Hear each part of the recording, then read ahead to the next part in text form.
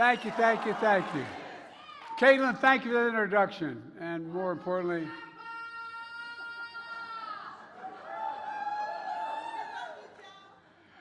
well, thank you for that introduction and for your courage, if you're back there, your courage and to share your story. That's not an easy thing to do. You know, Caitlin represents millions of women who are enduring unbearable pain and cruelty because of Donald Trump. Sadly, it's pain and cruelty that millions of women in Florida now face. You know, but as I said, as she just said, it's not inevitable. It's not inevitable. We can stop it.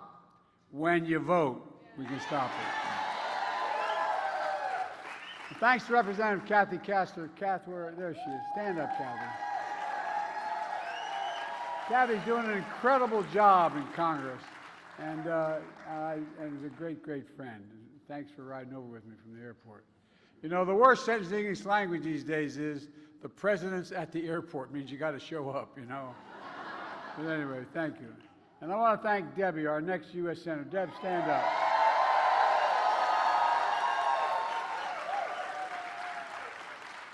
As one senior senator years ago when I was a freshman running for re-election in the United States Senate said to me, he said, "I'll campaign for you or against you, whoever helped the most."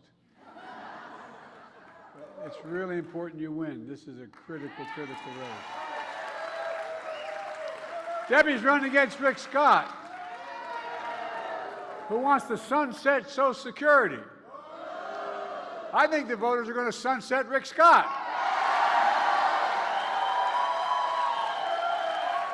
It's important, man. And thanks to all of you here today. It's good to be at a community college. Matter of fact, my wife's been campaigning all over the country with me between classes. My wife still is a full-time professor at Northern Virginia Community College. You lost your phone. Get that man his phone. He's going to be in trouble. Or that woman her phone. She's teaching this very day, Jill is.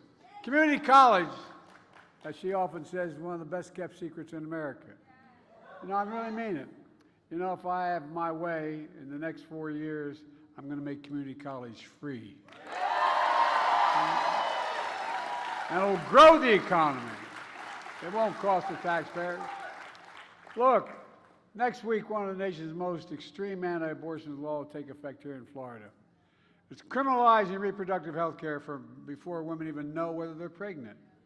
I mean, this is bizarre. You can put a doctor in prison if he takes care of a patient, as you just heard some version of from Louisiana. You know, this extreme Florida law is going to impact 4 million women in the state of Florida. Florida is one of the 21 states in America where you can't get access you need for care. This adds up to 1 in 3 women throughout the United States of America have this limitation. For 50 years, the court ruled that there was a fundamental constitutional right to privacy. But 2 years ago, that was taken away. Let's be real clear. There's one person responsible for this nightmare, and he's acknowledged and he brags about it, Donald Trump. In fact, Trump's bragged about it overturning Roe v. Wade, which meant there's no federal right. No decision can be made. All those decisions are made at the state level. A lot of people don't even know that and don't focus on it. So every state can make a decision. Well, you know, now Trump says the law is, quote, working the way it's supposed to. Trump goes on to say individual state laws are working, his words, brilliantly. Brilliantly. It's a 6-week ban in Florida. It's really brilliant, isn't it? Even before women know they're pregnant. Is that brilliant? Look, just take a look at Arizona. It goes all the way back to 1864, before Arizona was even a state, before women had the right to vote, concluding that that's the law of the land in Arizona. And today, MAGA Republicans refuse to repeal that ban in Arizona. Trump is literally taking us back 160 years. He says it's up to the states, and this is all about states' rights. But he's wrong. The Supreme Court was wrong. It should be a constitutional right in the federal Constitution, a federal right. And it shouldn't matter where in America you live. This isn't about states' rights, it's about women's rights. I mean this. Look, folks, look. Now he's worried the voters will hold him accountable for saying he's responsible for getting Roe v. Wade overturned. Donald Trump is worried voters are going to hold him accountable for the cruelty and chaos he created. Folks, the bad news for Trump is we are going to hold him accountable. We are. He should be held accountable. He should be accountable for states enacting extreme laws that put IVF treatments at risk for women desperately trying to have families. Voters are going to hold Trump accountable for women being turned away from emergency rooms like my introducer was. Forced to travel hundreds of miles to get basic health care. Forced to go to court to plead for help to protect herself and her ability to have children in the future. Folks, voters are going to hold Trump accountable. When women are told by extreme politicians and judges to wait, get sicker and sicker, to the point where your life is determined and be in danger. Pregnant women in America are at risk, particularly black women in America. No, that's the statistic. Data shows they're already too likely to die from complications at birth. I believe voters are going to hold Trump accountable when family members and doctors are threatened with prosecution for trying to help them.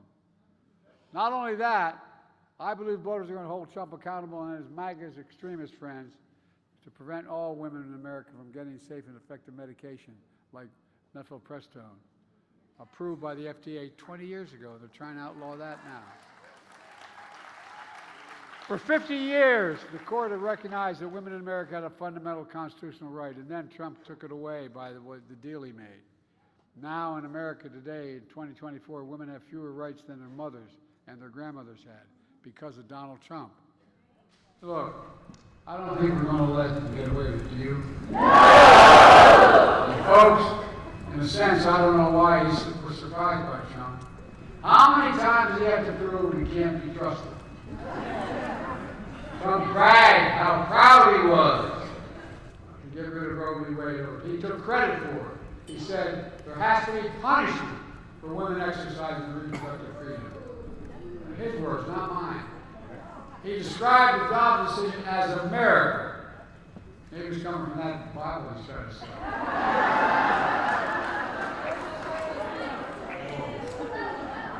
I was going to the Bible to see what the hell's in it. Folks, it was no miracle. It was a political deal to get rid of Roe v. Wade. Deal. Political deal he made with the evangelical base of the Republican Party. To look past his moral and character, they look past his moral and character flaws in exchange for his commitment to appoint justice to the Supreme Court who would overturn Roe. Don't think he's making a deal right now with MAGA extremists to ban nationwide abortion in every single state, because he's making it. In fact, the MAGA majority of the House of Representatives introduced three separate bans for ban choice nationwide in every single state, based on each state. These bills have overwhelming support of Republicans in Congress. But know this, as long as I have the power of the presidency, it's never going to happen.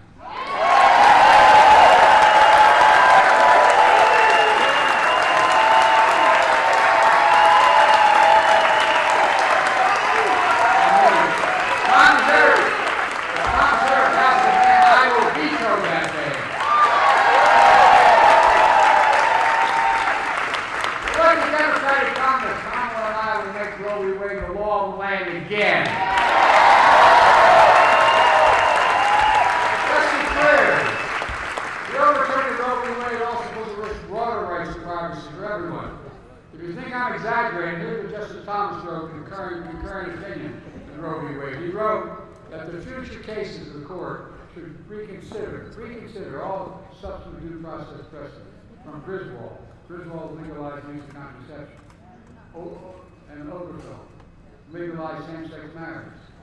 Justice Thomas means it, and so does Donald Trump. Again, here's what that means: the right to make the best decisions for your health, the right to use birth control, the right to marry the person you love. All that's arisen now because it's no longer viewed by some of our good friends in the court as a constitutional guaranteed right. We're going to let that happen? No!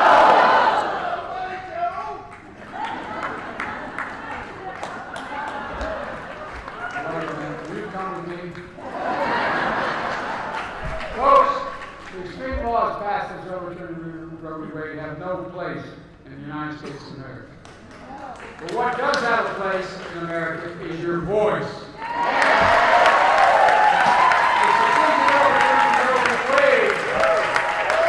The same states that make the decision before practically dared women. Practically dared women to be heard. Here's what they wrote in that decision. Women are not allowed electoral or political power. No kidding. No kidding. It's almost challenging. I said at the time, I don't think the court or the MAGA Republicans have a clue about the power of women in America. I mean it. But they're beginning to find out that the God's decision, which states said should make these decisions, the court said that the states make decisions. States all over this country, from Ohio, Kansas, Michigan, Kentucky, Wisconsin, Virginia, women and men in every background voted to record numbers, with record numbers to protect reproductive freedom. This November, you can add Florida to that list.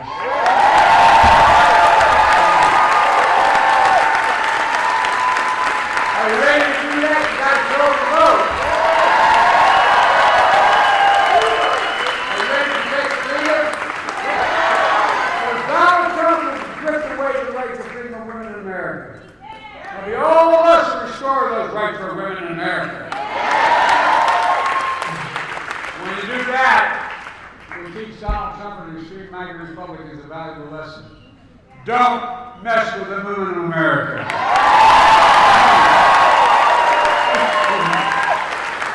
Folks, let's get this done. Go to joebiden.com, sign up, get involved. I know you all in this room are involved. Talk to your family and friends. Organize your community. Register voters. Get them out to vote. Old-fashioned way. Pick them up on election day calls. You need a ride to the poll. Let's remember who we are. We're the United States of America, and there's nothing